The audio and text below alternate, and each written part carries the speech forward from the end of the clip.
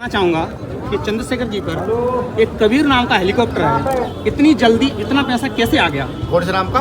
कबीर। पहले तो मैं आपकी बातों का आपके जो आपके मुंह से निकला है इसका शुक्रिया अदा करता हूँ, आभार व्यक्त करता हूँ। काश ऐसा हो जाए हर दलित पर, शोषित वंचित पर एक एक हेलीकॉप्टर आ जाए। इनके पास जब हेलीकॉप्टर आ जाएगा तो मैं आपको जवाब अवश्य दूंगा।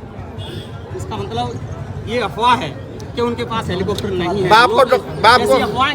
डॉक्टर बाबा साहब अम्बेडकर के पास लेकर के चलता हूँ। बाबा साहब अम्बेडकर भी गोलमेज सम्मेलन में गए जी, तब आरोप लगे जी। हिंदू कोड बिल के लिए लड़े तब आरोप लगे जी। लेकिन फिर भी उन्होंने अपना रास्ता नहीं बदला। काशीराम साहब पर आरोप लगे कि वो NIA के उसके अमेरिका की कोई एजेंसी है, उसके एजेंट है, रास्ता नहीं बदला। भीम आर्मी को नक्सली का रास्ता नहीं बदला।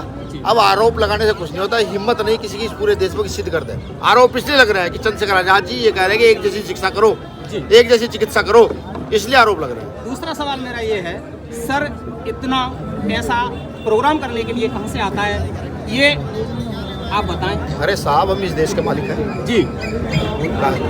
महापुरुषों ने कहा जो जमीन सरकारी, जो जमीन हमारी हो तो हमने छोड़ रखी है जी। ठीक, ये जो बैठे हैं ना सब लोग यहाँ जी, इन्होंने एक रुपया इकट्ठा किया, मजदूर ने, किसान ने, अपनी मजदूरी से, दिहाड़ी से, खेती से, किसानी से जी पैसे इकट्ठे किए। ये सब पैसा वहीं से आता है जब कार्यक्रम होता है। जो हमारे वंचित वर्ग के लोग हैं, दलित लोग हैं, वो लोग अपनी मेहनत का कड़ा पैसा इकट्ठा करते हैं और उन्हें शिक्षा नहीं मिल पाती, हॉस्पिटल की सुविधाएं नहीं मिल पाती हैं। ये ऐसा क्यों हो रहा है? आपको की पार्टी, आपका संगठन क्या कर रहा है इसके लिए? देखिए साहब, हमारी तो आज बड़ी पार्टी है जी। पार्टी कोई बड़ी छोटी नहीं होती। नहीं, समझे नहीं आप। मैं अगर आपको बताऊं तो आप हमारे नेता भाई चंद्रशेखर आजाद जी के संसद में बात सुनिए जी। वो कहते हैं कि लोगों को चिकित्सा दो, जी जी, एक जैसी शिक्षा करो, आंगनवाड़ी के पैसे बढ़ाओ, भोजन माताओं के पैसे बढ़ाओ, पुलिस के एक दिन की छुट्टी करो, रविदास जयंती की छुट्टी करो।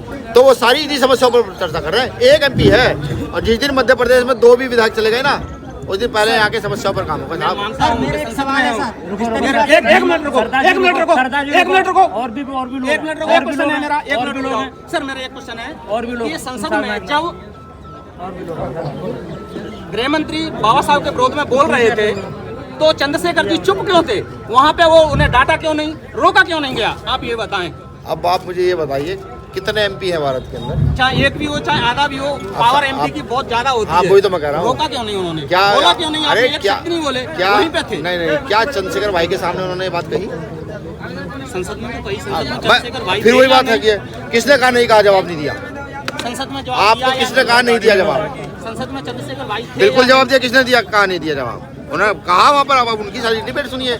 दूसरा कि हमारे हर प्रदेश में हमारे साथियों ने आंदोलन किए, सब कुछ किए, लेकिन मैंने क्या कहा कि जब तक इनका स्थायी समाधान नहीं खोज लिया जाएगा ये तब हमारा अपमान करेंगे, हमारे पुरखों का अपमान करेंगे, और उनका काम है ये।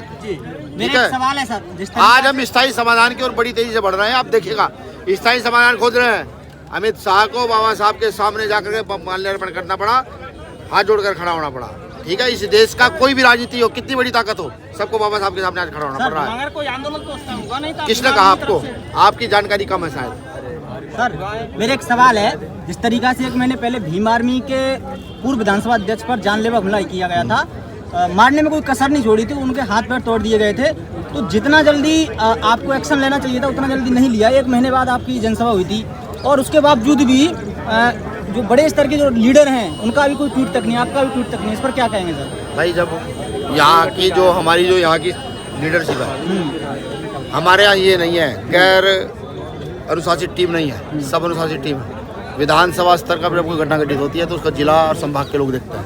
अगर उनके संभलने में वो नहीं आती है तब हम तक सूचना पहुँचती है। जब हमारे संभाग के और जिले के लोगों ने इस चीज़ को संभाला, प्रशासन को बैकफुट पर जाना पड़ा, प्रशासन ने मुकदमा दर्ज किया, सब काम हुए। अब प्रशासन थोड़ी सी ढिलाई कर रहा है, उन्होंने बताया भैया ऐसी बात है तो हम लोग यहाँ हैं। लेकिन सर ये काम पूरा प्रशासन के सह पर हुआ। बताया जा रहा है कि पहले उसको थाने में बुलाया गया, उसके बाद उनको घेर लिया गया था। नहीं ठीक है, अब इलाज करेंगे ना भाई।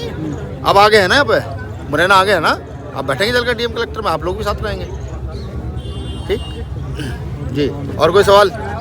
चलिए 2 मिनट चाहिए मेरे को बस।